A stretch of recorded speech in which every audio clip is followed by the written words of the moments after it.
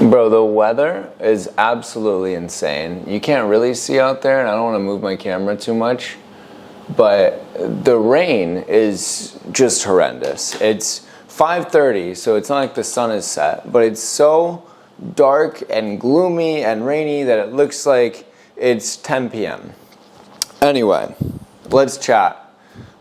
So today I didn't really have anything on my mind that I wanted to make a YouTube video about, and I was like, that's a perfect thing to make a YouTube video about. There's a quote that says, we need to be continually jumping off of cliffs and growing our wings on the way down. And that's what I'm doing. I clicked record. Dude, I was fucking with the lighting for like literally an hour, trying to figure out the lighting because it's so dark and I couldn't just use the natural light. And then I'm like, oh, I don't really have anything to talk about.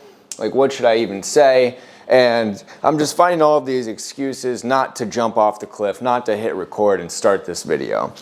And that is the perfect analogy for life. That's the perfect analogy for if you're watching this, why you haven't started a business, why you haven't tried to get in better shape or start a new hobby or do anything that you've wanted to do. It's just because you are scared to jump off the cliff and have to develop your wings on the way down.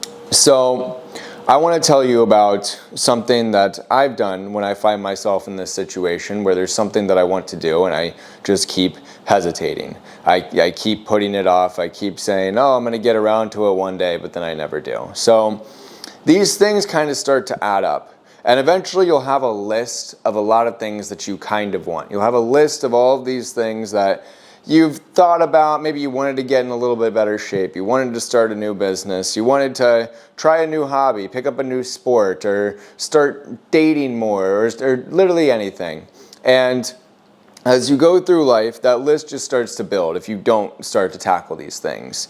And after a while, you have a dozen things on your kind of want list. And your kind of want list is slowly ruining your life. It's in the back of your mind, just like constantly running, constantly occupying space in your mind, and you're not doing anything about it. And I think that's what causes a lot of anxiety, a lot of stress, a lot of feeling like you're not living the life that you want to live, is all of those unquenched desires that you are just kind of letting sit dormant. It's like, who's the most unhappy person you know? You can probably think of somebody right now. Or when you're walking on the street, generally, who are the people that look the most lifeless? It's the people that are in some shitty job that they don't like. And I'm not trying to just hate on 9-to-5s. There's plenty of entrepreneurs that are unhappy. But for this example, it's the people that are in some white button-up shirt that's 2 sizes too small for them. They've got sweat stains right here and right here. They're carrying a fucking salad bowl because it's their 15-minute lunch break. Maybe they're on a scooter with a little helmet on. It's like they're a grown man, but they're an absolute toddler. And you see them, and they're just upset. They're just lifeless. There is no soul behind their eyes. There's nobody home. They're not the type of person that's going to talk to you in the elevator, that's going to lift your spirit. You can just tell that they are dull. Like reality, life, their 9-to-5, their wife that doesn't like them, whatever else is going on in their life has beaten the light out of their eyes. And that's the perfect example of somebody who just refused to ever jump off a cliff and figure it the fuck out on the way down. Predictability and comfort are the 2 roots of unhappiness and unfulfilled dreams.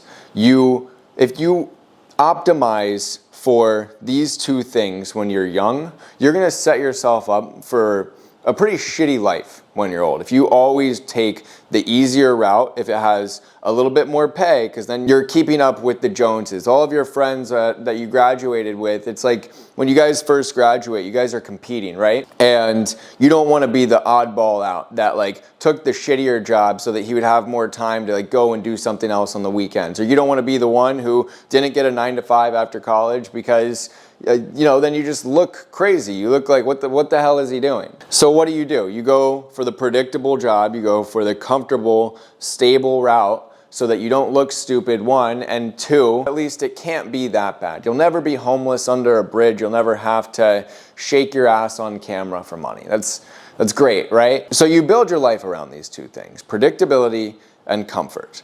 And your habits, your routine, the way that you view relationships, the way that you look for a partner, you're basically, instead of looking for somebody that you're really compatible with and that you love and that forces you to grow and that you really enjoy spending time with, it's like, oh, I should just go for the first person that likes me back, because if I wait too long, then I'll be 32. And by the time I'm 32, I'll probably have a gut, and I probably won't be able to get somebody who really likes me a lot by then. So the first girl that comes around who wants to spend her nights on the couch watching Netflix with me, I'll put a ring on it. And again, obviously there's exceptions. I'm not just trying to be this 9-to-5 traditional route hater, but this is the way I see it for a lot of fucking people that are in that path. They're just trying to convince themselves that they're happy when they're really not, because they just continuously wanted everything to be predictable and comfortable and easy, and they got complacent, and they were making just enough money so that they didn't have to worry about money.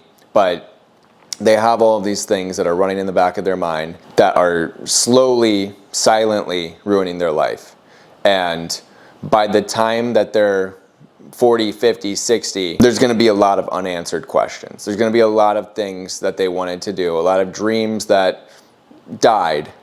And even if they're happy on the outside looking in, they go to sleep every night knowing that they didn't really fulfill the highest purpose that they were put on this earth to do. And that's what I was always the most afraid of. Like, I remember even when I was a little kid, I wanted to do everything. I wanted to express myself and try everything. And I thought I could literally be anything that I wanted to be when I grew up. And my goal as I've gotten older is to not let that spirit die, not let that life get beaten out of me because other people told me that I couldn't do something. And my ability to take a path that wasn't written for me, that I kind of had to create, has been dependent on me becoming comfortable with not knowing how outcomes are going to work out, and again, jumping off cliffs when I don't know what's on the other side of that cliff. And I know I'm just going to have to develop my wings on the way down. So the first time, there's a few moments in my life where I can look back on and be like, wow, that was a decision that I made that like really altered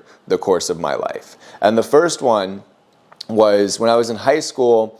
Up until my junior year, I was like dead set on playing college basketball. And by my junior year, I just kind of lost that spark for it. I wasn't going to play D1 the way I wanted to, and I was like looking at D2 and mostly D3 schools, and I just was no longer as interested, as on fire about basketball as I had previously been. And I reached this point where I was just, every time I thought about playing college basketball and looking at these schools that I didn't want to go to, it was bringing me anxiety. And I remember it was Kobe's last game. He scored like 60 points against the Jazz, right? And I was watching that game with a friend of mine, and I was kind of expressing to him the way I felt about this. And he told me, he was like, well, then what are you doing? If you don't want to play college basketball and that's not what you're doing, and that's not what you want to do, why do you keep telling yourself that that's what you want to do? And literally all it took was that for me to realize that I was about to go down a path that I didn't want to do, and that wasn't right for me. And in that moment, I made the decision. Like the next day, I think I told my mom, I was like, yo, I know we've been looking at all these schools for basketball, but like I'm gonna need to make a new list here. And that was like a really hard thing for me to do, because that was my whole identity was wrapped around this basketball player, this guy who's going to go play college basketball. And I made that decision, and I was free. I even get the chills now, but that's when you know you're free. When you make the tough decision that lifts this weight off of your shoulders, you become autonomous. You become somebody who isn't reliant on other people for their decisions. That is what it means to be a sovereign individual. And it's decisions like this that, it's going to be harder. It's not as predictable as the route that you were going to take. That even though your identity was wrapped into some different path, you can make that decision to take another route, and you're going to have to rebuild your entire identity and the entire way that you think. And some people might look at you and think that you're crazy.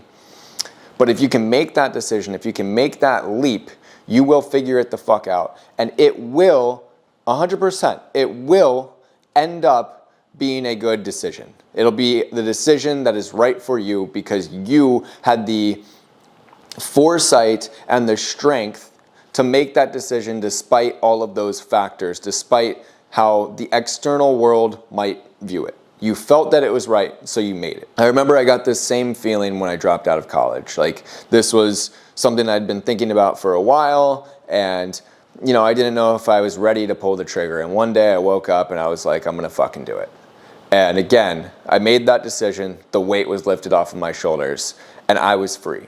In those 2 moments, I was fucking free. And those 2 decisions are pivotal reasons why I'm sitting here in my Miami apartment. I'm 23 years old. I have the life that I want. I've made a few $1 million online, and I have the freedom to go explore and travel and live the life that I want to live. And it's only because I got comfortable making the uncomfortable decision, despite the fact that comfortability is very enticing.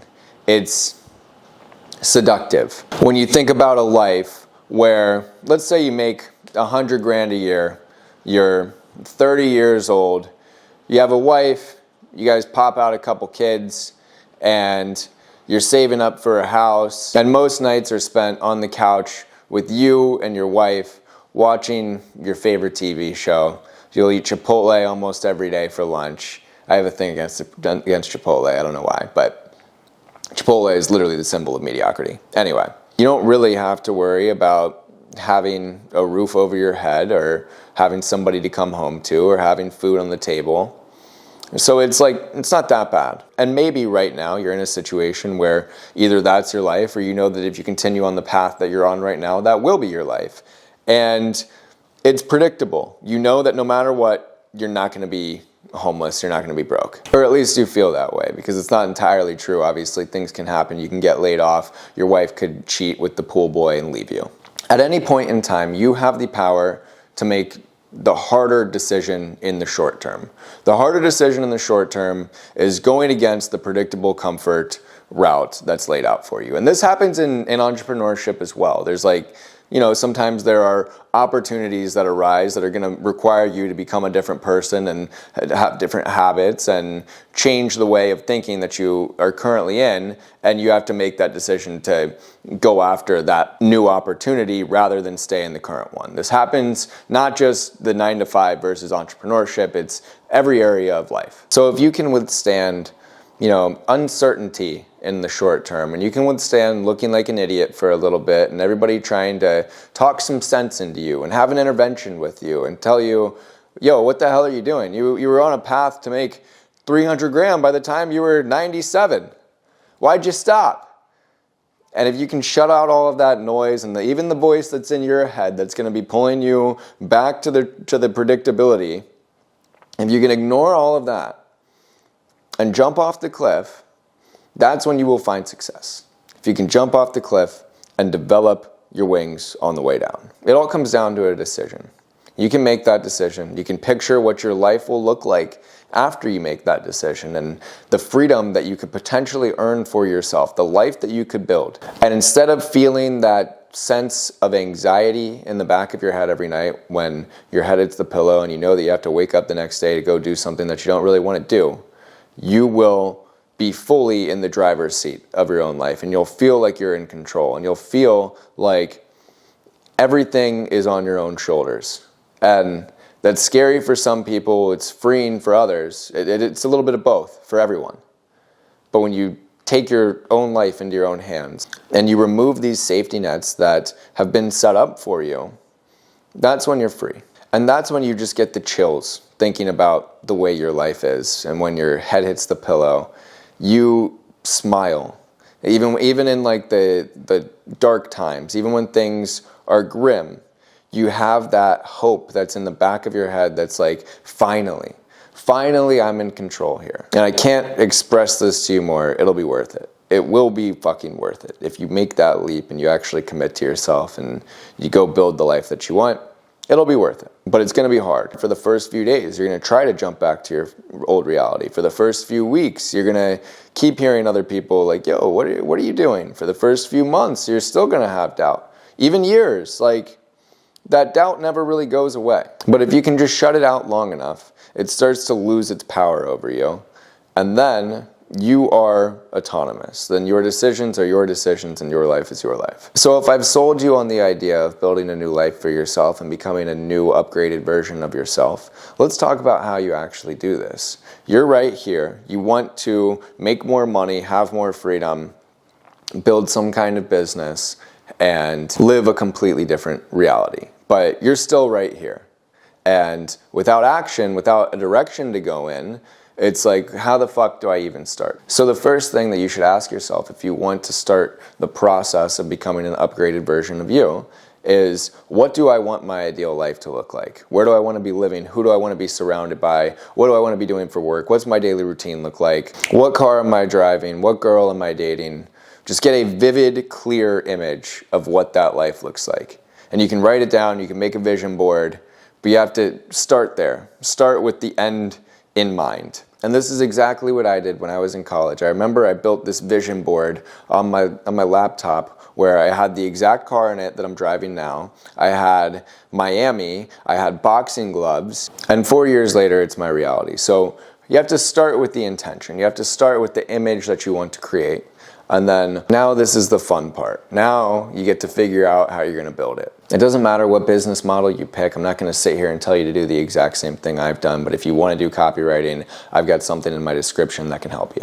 But again, it doesn't matter to me. So the next step is you have to adopt the habits that the person who is living in the reality that you just said that you wanted, what habits, beliefs, and paradigm do they live in? Meaning, how do they perceive reality? Do they think making money is hard? Are they scared to go up to a pretty girl? Are they unconfident? Are they scared to lead a group or speak their mind or be the person in their friend group who is leading everybody else, who is encouraging others? Do they look at information on social media when they see somebody else who's successful? Does that piss them off or does that encourage them? Do they try to protect and defend their own beliefs that don't even serve them? Like, this is the craziest thing, bro. You'll see people like just defending a belief that they have about the world that makes their life harder. And if you try to challenge that belief, they'll just defend it with their life. You have to shed that. You have to get rid of that fucking habit if you ever want to change. I know that there are only a handful of beliefs that I will 100% have forever. Like, only a few. There are only a few universal truths. Most beliefs are situationally true, or they will serve you to an extent until you need to upgrade to a new belief system. But what you need to do to change anything is audit your own internal dialogue, audit your belief system, audit the way that you are operating right now, and decide, okay, this fits this old version of me. This fits version 1.0 of me, but if I want to go to 2.0, I have to adopt a new way of thinking. So once you have the crystal clear image of where you want to go, you decide what the traits are, what the beliefs are, what the habits are of the person that you need to become.